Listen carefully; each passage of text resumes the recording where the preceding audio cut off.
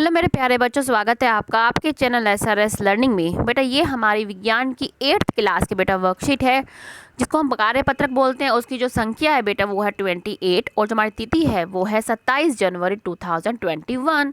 तो बच्चों यहाँ पे आपको सबसे पहले अपना नाम लिखना है, विद्यार्थी का नाम, और यहाँ पे आपकी कक्षा अध्यापिका का नाम आएगा। तो बच्चों वर्कशीट शुरू करने से पहले अगर आपने अभी तक चैनल सब्सक्राइब नहीं किया है तो बेटा प्लीज़ सब्सक्राइब कर दीजिएगा। अब क्या है, जंतुओं में जनन, हमारा जब चैप्टर चल रहा है वो क्या है, जंतुओं में जनन। पढ़ते हैं कि हम जानते हैं कि लैंगिक जनन में नर और मादा दोनों ही आवश्यक होते हैं। मतलब हमारे दोनों ही पेरेंट क्या है, मेल एंड फीमेल। लैंगिक जनन में क्या चाहिए, मानव में नर और मादा दोनों में अलग अलग जनन तंत्र होते हैं। ठीक है, अलग अलग जनन तंत्र होते हैं। हम इससे पहले वर्कशीट में हम जो नर का हम जो है जनन तंत्र पढ़ चुके हैं। आज हम क्या है, मानव मादा, आज क्या फीमेल जिसको बोलते हैं, मादा जनन तंत्र के बारे में जानेंगे। ये हमारा क्या है, जैसे मानव मानव मादा जनन तंत्र है। मादा जनन तंत्र में क्या क्या शामिल होता है ये देखते हैं कि मादा जनन तंत्र में एक जोड़ी अंडाशय होता है। ये रहा अंडाशय, जिसको आप इंग्लिश में ओवरी भी बोलते हैं। एक जोड़ी मतलब ये दो होंगे नंबर में 1 और 2। ठीक है, एक अंडवाहिनी होती है, अंडवाहिनी या डिंब वाहिनी बोलते हैं। अंडवाहिनी ये रही है, ठीक है, इसको अंडवाहिनी बोलते हैं। इंग्लिश में आप इसको फ्लैपियन ट्यूब बोलते हैं। मैं आपको ऐसे बता रही हूँ। ये है गर्भाशय, ठीक है, तो 3 होते हैं। गर्भाशय मतलब यूट्रस, ठीक है। तो अब आगे पढ़ते हैं कि मादा जनन अंग के कार्य देखते हैं। अब अंडाशय क्या है, ये मादा युग्मक उत्पन्न करता है। ये क्या है, मादा युग्मक उत्पन्न करता है, जिसे अंडाणु कहते हैं। जो मादा युग्मक का नाम क्या, अंडाणु। ये हमारा क्या है, मानव अंडाणु है। ठीक है, अंडाणु की शुक्राणु की तरह एकल, ये जो मानव अंडाणु होता है ये भी क्या है, एकल कोशिका होता है, जैसा क्या शुक्राणु होता है।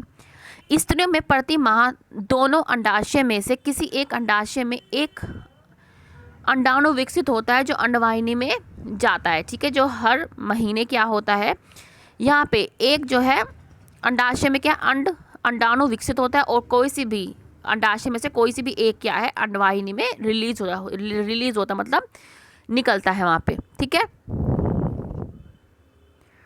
अब है अंडवाहिनी, इसे डिंब वाहिनी या फेलोपियन ट्यूब, इसको इंग्लिश में फेलोपियन ट्यूब भी बोलते हैं। ये अंडाणु को गर्भाशय तक पहुँचने में मदद करता है। ये क्या है, जो हमारा अंडाणु होता है उसको गर्भाशय तक पहुँचने में मदद करता है। और यहीं पे क्या है, यहाँ पे क्या है, शुक्राणु और अंडाणु का निषेचन होता है। निषेचन मतलब क्या, फर्टिलाइजेशन, आपस में दोनों मिलते हैं। कहाँ पे, यहीं पे अंडवाहिनी में। ठीक है, नेक्स्ट क्या है हमारा है गर्भाशय। यहाँ पर भ्रूण से शिशु तक का विकास होता है। ठीक है, यहाँ पे क्या है, भ्रूण से शिशु तक का मतलब जो पहले हमारे वोम में क्या है, गर्भाशय में क्या पहले भ्रूण होता है, भ्रूण धीरे धीरे क्या है शिशु में विकसित हो जाता है। ठीक है, तो ये आपका मानव मादा जनन तंत्र है और उसके बारे में हमने आपको बता दिया है। और यहाँ पे आप देख सकते हैं कि यहाँ पे क्या है, बड़ा करके देखें, यहाँ पे आपकी ओवरी मतलब आपका अंडाशय अंडवाहिनी बता रखा है। यहाँ पे बता रखा है ये अंडवाहिनी है। ओव्यूलेशन इंग्लिश में बता रखा है। ओव्यूलेशन माने क्या होता है कि जो अंडाणु होता है हमारा उसका रिलीज होना, निकलना। और यही ठीक है, और यहीं पे क्या है, ठीक है, और यहीं पे क्या है आपका जो आपका जो इसमें क्या है, शुक्राणु और क्या है अंडाणु क्या है, वो आपस में निषेचन करते हैं। ठीक है, तो हम इसका क्वेश्चन आंसर पे क्या आते हैं कि मानव जनन तंत्र का एक नामचित चित्र बनाइए। नामकित मतलब आपको नाम भी लिखने ये बनाने हैं। ठीक है, ये बहुत ही आसान है, ऐसे बनाना है आपको। ठीक है, इस तरीके से आप क्या है, ठीक है, इस तरीके से आप बना देंगे। ठीक है, ये क्या है आपकी ओवरी है, ये अंडवाहिनी, और ये क्या है आपका गर्भाशय। इसको नाम भी दे दिया। ये आपका क्वेश्चन आंसर, ये आपका क्वेश्चन उसमें भी आता है कि चित्र बनाओ। मानव मादा जनन अंगों के नाम लिखे। नाम क्या है आपके, ये रे, एक जोड़ी अंडाशय, अंडवाहिनी या डिंबवाहिनी और गर्भाशय। ठीक है, नेक्स्ट है कि मादा युग्मक को क्या कहते हैं। मादा युग्मक को क्या कहते हैं, अंडाणु। क्या कहते हैं, अंडाणु। क्या कहते हैं, अंडाणु, अंडाणु। और ये कहाँ निर्मित होता है, ये कहाँ निर्मित होता है, हमारा अंडवाहिनी में। कहाँ पे होता है,